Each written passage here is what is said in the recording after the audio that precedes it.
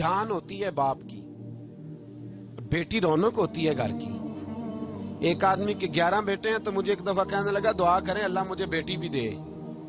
तो मैंने कहा 11 बेटे हैं, कहने मेरी तो मंजी नूं रोना भी किसे नहीं, बेटे तो नहीं ये काम करते, दुआ करें अल्लाह बेटी दे, मेरी चारपाई के पास तो कोई बैठे। ओ भाई बेटी जो इतने वकार वाली हुई तो आप पढ़िए ना, हजरत दाहिया कल्बी कहते हैं उस शख्स ने आके अर्ज की या रसूल अल्लाह सल्लल्लाहु अलैहि वसल्लम मैंने 100 बच्ची जिंदा दफन की है, जिंदा दफन। और कहते हैं मेरी अपनी बेटी, मैं सफर पे था तिजारत पे, तो मेरे पीछे से मेरे घर में बेटी हो गई, मेरी बीवी ने अपने मेके जाके छुपा दी। तो मैं वापस आया तो उसने कहा बच्चा हुआ था फौत हो गया, मैंने दफन कर दिया। जब बच्ची 4-5 साल की हुई तो मुझे पता चला मेरी बेटी है। कहते मैं उसे लाया और मैंने उसे कहा मैं तेरा बाप हूं, तुझे तोहफा लेके दूंगा, खाना खिलाऊंगा।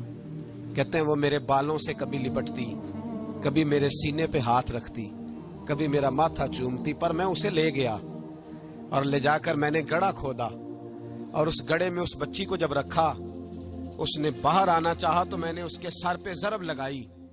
जब चोट लगाई तो वो दोबारा गड़े में गिरी। मेरा वैसे विजदान कहता है कि जब से मिलाद हो गया है, आज किसी बाप की बेटी अगर चारपाई से गिर जाए तो शायद वो सारी रात सो ना सके कि बच्ची गिर गई है मेरी। कहते मैंने चोट लगाई सर पे, खून बहा तो वो गिरी, मैंने मिट्टी डाली, वो अब्बा जी कहती रही। कहते हैं जब उसका वजूद छुप गया और उसके चेहरे पर मिट्टी पड़ने लगी तो उसने एक लफ्ज कहा, वो लफ्ज मुझे आपके पास लाया है। वो बेटी कहने लगी है अल्लाह बता तेरा रहमत लिल आलमीन नबी कब आएगा।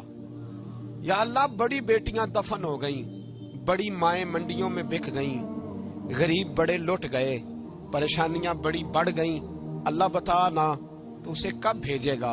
अब कितनी देर है, अंधेरा बड़ा गहरा हो गया, अब नहीं जिया जाता, अब नहीं सहा जाता, अल्लाह तू कब भेजेगा। हजरत दाहिया कल्बी कहते हैं वो बता रहा था और नबी करीम बार बार अपनी चादर का पल्लू उठाते थे और अपने आंसू पूंछते थे, बार बार चादर का पल्लू उठाते थे और आंसू पूंछते थे, बार बार उठाते थे आंसू पूंछते थे।